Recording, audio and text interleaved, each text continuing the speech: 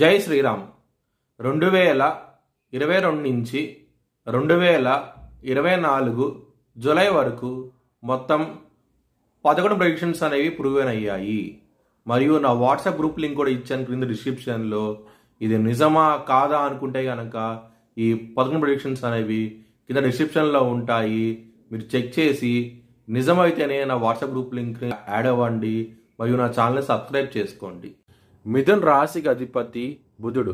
మిథున్ రాశిలో పునర్వసు 1, 2, 3 పాదాలు, ఆరుద్ర 4 పాదాలు మరియు మృగశిర 3, 4 పాదాలు ఉంటాయి.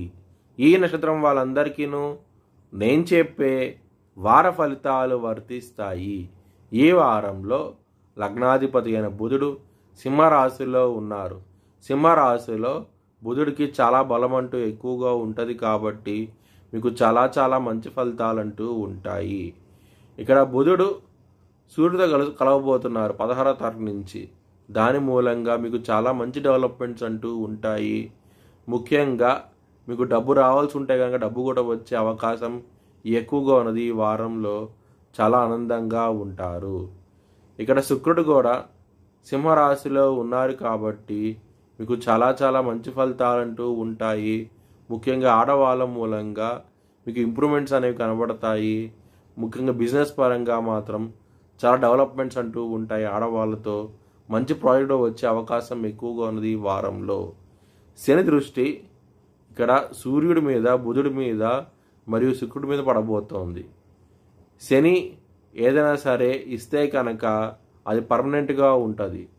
శని కనుక చెడు చేస్తే కనుక అది ఖచ్చితంగా ఏ గ్రహం వచ్చి అది మార్చడం అంటూ కుదరదు. శని కనుక మంచి చేస్తే కనుక ఏ గ్రహం వచ్చి చెడు చేయడం కుదరదు.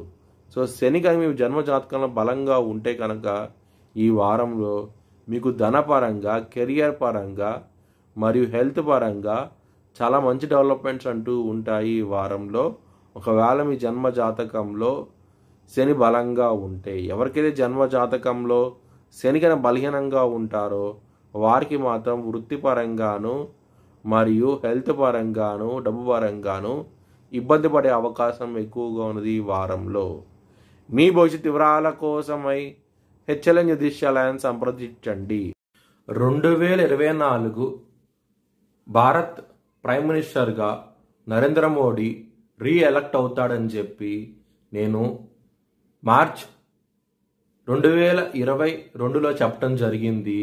అది ఈ నెల ప్రూవ్ అయ్యింది. Thanks for watching this video. Please like, share and subscribe my channel.